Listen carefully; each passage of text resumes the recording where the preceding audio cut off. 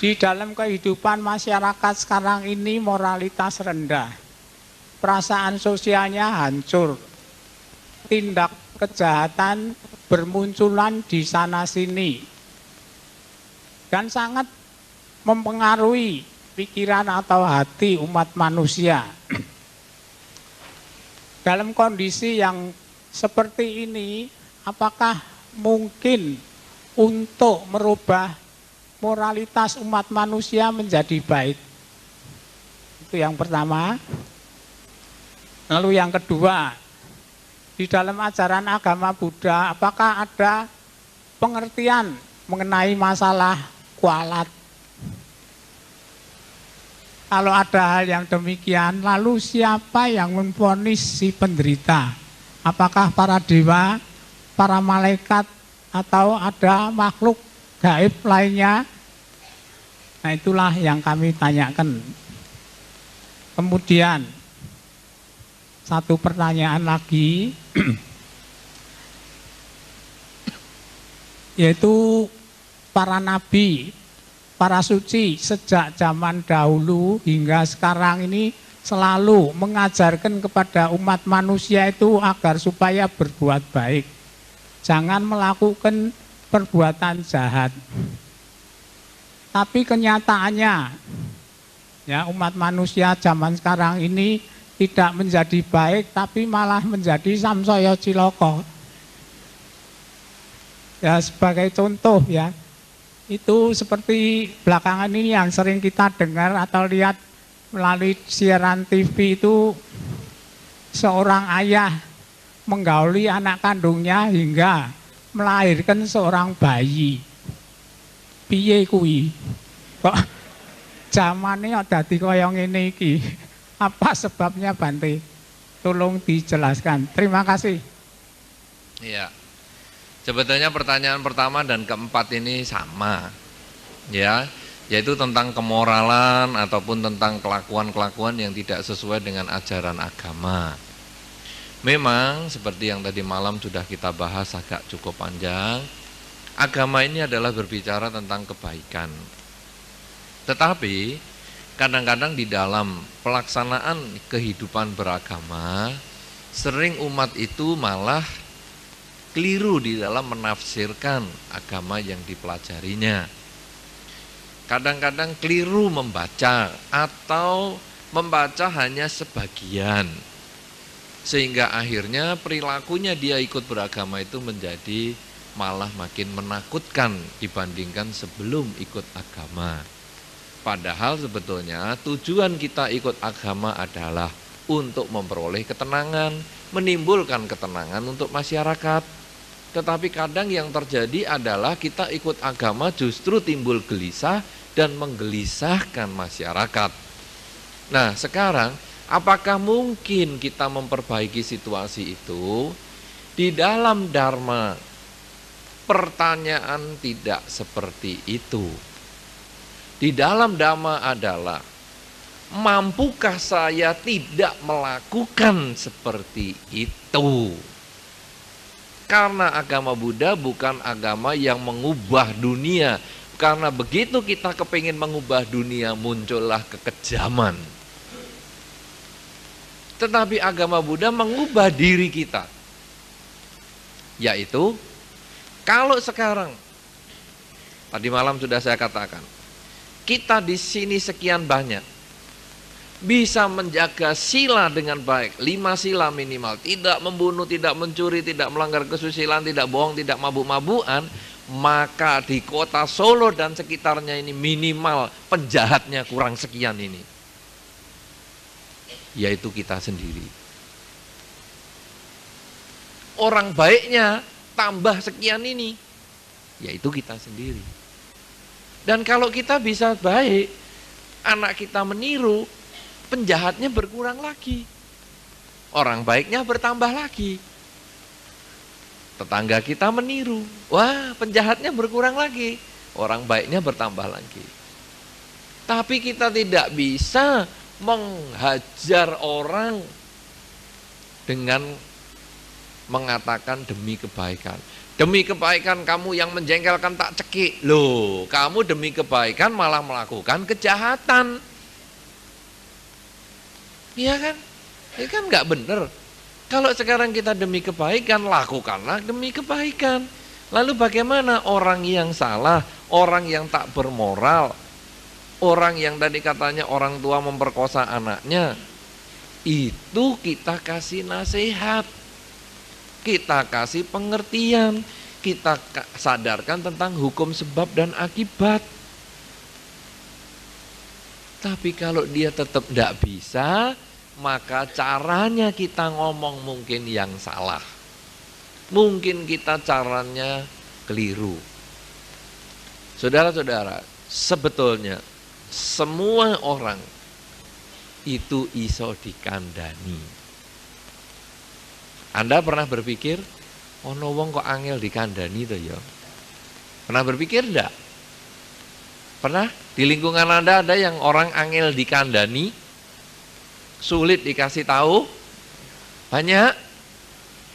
Sebetulnya kita sulit ngasih tahu itu karena kita salah ngasih tahu.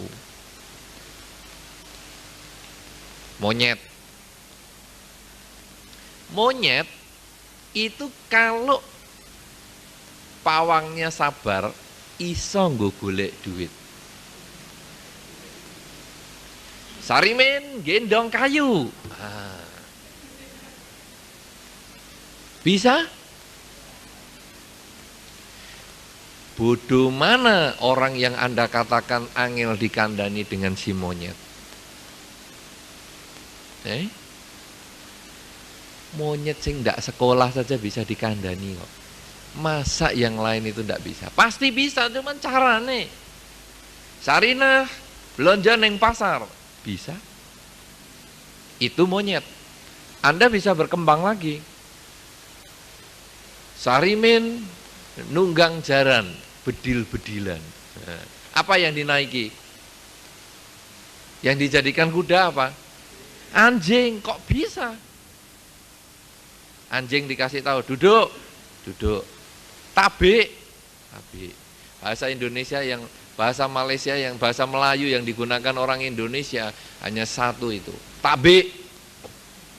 Bahasa anjing. Hampir semua kalau ada anjing dibilang tabik. Ya, begitu enggak Anda? Salam begitu atau tabik? Tapi kok bisa anjing moro-moro tangannya juga diangkat? Apa orang yang kita sulit kita kasih tahu itu lebih bodoh daripada anjing? Belum lagi nanti kalau kuda laut, anjing laut. Kuda laut soalnya kecil. Ya, anjing laut misalnya bisa ngitung matematika, lumba-lumba, ikan paus. Semua bisa. Jadi mereka yang tidak bisa bahasa manusia sekalipun iso dikandani. Masa orang yang tidak bisa, orang yang bisa bahasanya podo, bahasanya bahasa yang sama dengan kita sebagai manusia, masa nggak bisa dikasih tahu? Pasti bisa. Cuman kadang kita tidak sabar. Apa kesabarannya? Kalau monyet, Sarimin gendong kayu, tarik. Bisa gendong kayu terus dikasih apa? Kasih pisang, kasih upah, kasih apa? Lah ini loh bagian ini yang kadang kita lupa. Yang baik ya sekolah, anak-anak besok belajar yang baik, sudah belajar. Sudah nilainya baik, dinengke ae. Nilai baik dibiarkan, nilai jelek diumek-umek. Suami istri juga gitu. Istri masak, suami makan. Kalau enak, diem saja. Enak adalah kewajibanmu masak. Tapi ndak enak, ngomel-ngomel. Wah, apa yasin ini? Lah ini mesti bubar perkawinan model begini. Nah, kenapa? Karena kita tidak mengerti, tidak menghayati bahwa manusia itu punya mentalitas sarimin. pengen hadiah. Apakah hadiah itu bentuk pujian? Apakah hadiah itu bentuk barang? Apakah hadiah itu bentuk penghargaan, tatapan mata, dan perhatian dan sebagainya, kasih sayang, itu butuh. Jadi begitu dimasak sing enak, aduh enak masakanmu, lu sewenenge tiap hari dimasakkan sudah. Hanya satu omongan itu aja. Kenapa? Kalau enak, akuilah enak. Kalau tidak enak, ngomonglah sing enak-enak dulu. Jadi tidak enak jangan ngomong tidak enak, ngomonglah sing enak-enak dulu. Wah, kamu tuh biasanya kalau masak enak loh. Cuman kali ini kayaknya kamu tadi kebanyakan nonton film India ya. Rada asin. Oh iya besok tak perbaiki loh. Kan ngomong sing enak-enak dulu. Tapi kalau langsung dikritik, apa ini masakan kok wasin mau kawin lagi apa ya? Iya, mau apa kamu? Malah geger. Nah, jadi sebetulnya adalah caranya kita ngomong saja. Kita ke masyarakat, kalau sudah kita bisa memberikan contoh, kita belajar untuk melatih Pancasila dengan baik, melatih meditasi dengan baik, jalani Dharma dengan baik. Mari kita menjadikan contoh kepada lingkungan. Tapi contoh itu contoh yang halus. Contoh yang halus adalah dengan pelan-pelan. Seperti misalnya pada zaman Sang Buddha dulu, ada anaknya Anathapindika. Ada kenal Anathapindika? Kenal? Kenal enggak? Harus enggak kenal. Kapan kenalannya? Tapi Anda pernah membaca riwayat Anathapindika? Pinter. Pernah Anda baca? Kalau kenal saya kira enggak kenal. Zamannya sudah zaman Sang Buddha kok. Tapi Anda pernah baca Jetawana Anathapindika ya? Itu kan banyak sekali. Anathapindika adalah seorang sponsor di zaman Sang Buddha yang sangat kaya raya. Ketika Pangeran Jeta itu Anathapindika ini mau menjual tanah, mau membeli tanah maksud saya, untuk didanakan kepada Sang Buddha, tanah ini dari Pangeran Jeta. Pangeran Jeta ngomong, aku nggak mau menjual tanahku, tapi ini mau aku danakan loh kepada Sang Buddha, bukan untuk aku sendiri. Ya udah, berapa kuat duitmu gelaran di tanah saya ini? Duit dulu kan koin emas itu. Seberapa banyak kamu punya uang, koinmu bisa nutup berapa banyak, itu nanti tanah itu untuk kamu. Dia mau ngetes, mau ngilani, tekan sepiro duitnya Anathapindika ini. Sungguh, gendongi uang emas itu, diletakkan di sebelahnya, tutup semua, belasan hektar. Anda boleh bayangin, koin Anda punya koin 500 rupiahan, gelar coba, nutupi sini enggak Pak? Ruangan ini aja. Ruangan ini aja kalau koin 500-an. Berapa juta sudah? Ya toh? Kalau sebelahan gini. Itu Anathapindika nutup bisa belasan hektar. Sampai akhirnya Pangeran Jeta, waduh, kok hebat sekali kamu wis. Aku aja juga berdana, saya mau berdana untuk Sang Buddha juga. Nah, dan Sang Buddha paling lama di Jetawana itu. Jetawana kan hutan milik Pangeran Jeta. Sehingga ada Manggala Sutta segala macam itu kan Sang Buddha ceramahkan di Jetawana. Nah, Anathapindika ini sangat kaya. Anaknya enggak mau ke wihara.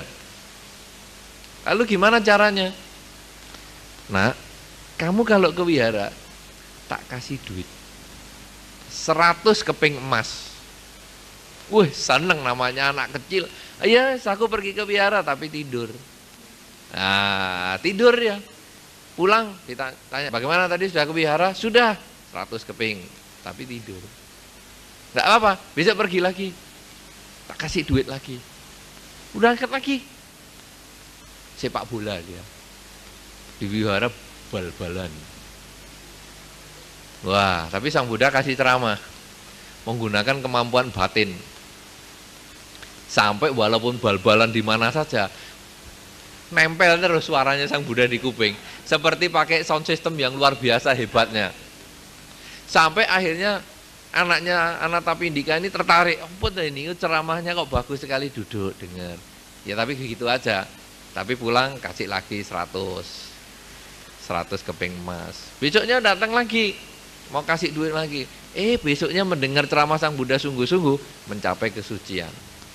Kasih duit, gak mau. Saya sudah mendapat yang lebih baik daripada duit. Apa itu? Kesucian.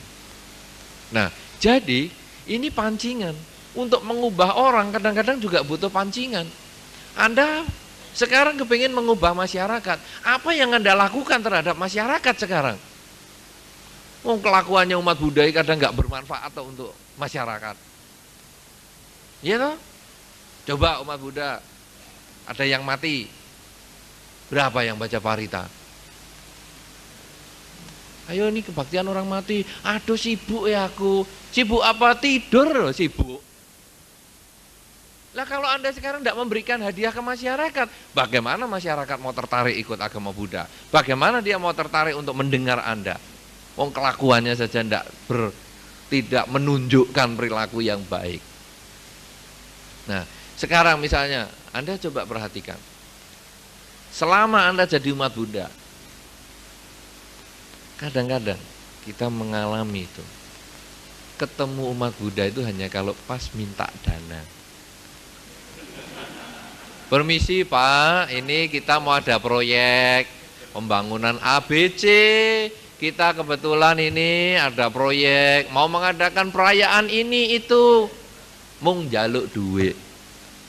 Selesai dikasih duit, dia sakit, dia mati, tidak tahu. Ini bagaimana? Anatapindika kan kamu ke wihara kasih duit. Nah sekarang kita kan tidak harus bentuknya duit, tetapi perhatian. Kadang-kadang datang lagi, ini Pak, kita mau peresmian stupa ini Pak. Loh, Pak siapa itu sudah meninggal setahun yang lalu. Loh kok saya nggak tahu? Ya kamu nggak pernah minta tahu. Kita mentalnya seperti itu. Lah kalau kita sudah mentalnya seperti itu, bagaimana kita bisa menarik? Nah kalau kita sekarang bisa menunjukkan sebagai umat Buddha yang baik, orang itu otomatis tertarik pandangan-pandangan Buddhis, perilaku-perilaku Buddhis, maka kemoralan itu bisa tersebar. Demikian pula dengan agama-agama yang lain. Dengan perilaku mereka yang baik, maka membuat lingkungannya juga tertarik. Nah kalau sudah lingkungannya tertarik, maka terciptalah masyarakat beragama yang bermoral. Tapi selama perilaku umat beragamanya ini masih cenderung tak bermoral, anak buahnya juga cenderung tak bermoral. Agama itu lalu menjadi tradisi. Pokoknya kalau sudah ke wihara, tancap dupa, punya Buddha rupa, itu sudah agama Buddha. Padahal sebetulnya yang paling penting, sudahkah Anda berperilaku menurut ajaran Sang Buddha? Ya, karena itu pertanyaan Bapak tadi yang nomor 1 dan nomor 4 sebetulnya adalah semua itu tergantung pada umat beragamanya. Tadi kan pertanyaannya, banyak umat beragama kenapa kok mentalitas, moralitas semakin menurun? Karena itu semua tergantung pada pimpinannya, tergantung pada umat beragama itu sendiri. Sehingga akhirnya kalau umat beragamanya memang bermoral dengan baik karena mau melaksanakan ajaran agamanya, dia itu sesungguhnya menjadi contoh di dalam masyarakat, contoh nyata. Ya, kemudian pertanyaan yang kedua adalah tentang apa itu? Kualat. Nah, Anda tugasnya mencatat loh ya, pertanyaan-pertanyaan. Bukan Anda pelunga-pelungu di situ. Nah, jadi tentang kualat, apa itu sekarang? Apakah agama Buddha mengenal kualat? Kalau saya melihat agama Buddha ada kualat. Kualat itu bahasa lain. Salah satunya misalnya yang kualat yang paling hebat disebut Garuka Kama. Aku salah Garuka Kama. Membunuh ayah, membunuh ibu. Itu pasti masuk ke alam neraka yang paling rendah yang disebut awiji. Itu jenenge kualat. Tetapi tidak konsepnya Bapak yang bertanya tadi, siapa yang ngurusi kualat itu. Tidak. Ini hukumnya adalah sebab akibat. Tanam padi, tumbuh padi. Tanam jagung, tumbuh jagung. Begitu kita tanam kejahatan jenis ini, buahnya pasti penderitaan jenis itu. Itu hukum alam. Kalau kita tidak melakukan kejahatan jenis itu, maka kita tidak memetik buah penderitaan jenis yang itu pula. Ya, tapi di dalam agama Buddha ada. Oleh karena itu, Anda perlu berbuat baik kepada orang tua Anda.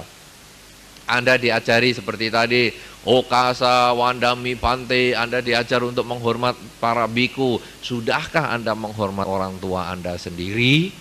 Anda diajari namaskara dengan biku. Sudahkah Anda namaskara dengan orang tua Anda sendiri? Kalau Anda bisa namaskara dan menghormat kepada biku yang Anda tidak kenal, seharusnya Anda harus bernamaskara dan menghormat kepada orang tua yang Anda kenal. Karena dari orang tua kita itulah sebetulnya badan kita ini terbentuk. Dari rambut sampai ujung kaki kita ini sebetulnya terbentuk atas jasa orang tua. Jangan kalau orang tua meninggal upacaranya yang hebat-hebat, waktu hidup kasih minum aja tidak. Nah, sekarang sebetulnya kita sebagai umat Buddha, mulailah kita ini juga mengembangkan kebajikan. Kalau kita tidak mau kewalat, maka kita harus mengembangkan kebaikan kepada orang tua kita, kepada lingkungan kita. Jadi kualat dalam bahasa Indonesia atau dalam bahasa masyarakat itu, kalau dalam bahasa Buddhisnya adalah memetik buah karma buruk. Apa wae kuwi malati. Ya, segalanya malati. Kenapa? Karena semua yang Anda lakukan, baik itu dengan pikiran, dengan ucapan maupun perbuatan, semua buahnya kembali ke dirinya sendiri. Malati di dalam agama Buddha tidak hanya yang jelek-jelek, yang baik-baik juga malati. Anda kan taunya kualat kan yang jelek kan? Ya toh? Padahal kualat itu yang baik ya ada. Anda berbuat baik kepada orang tua, rezeki datang, ya kualat kuwi jenenge. Tapi kualat yang positif, ya, kualat yang menimbulkan kebahagiaan. Ketika Anda sering bermeditasi, kemudian Anda bisa mencapai kesucian, itu ya kualat yang positif, ya. Karena itu di dalam Dhamma kualat adalah karma sebetulnya.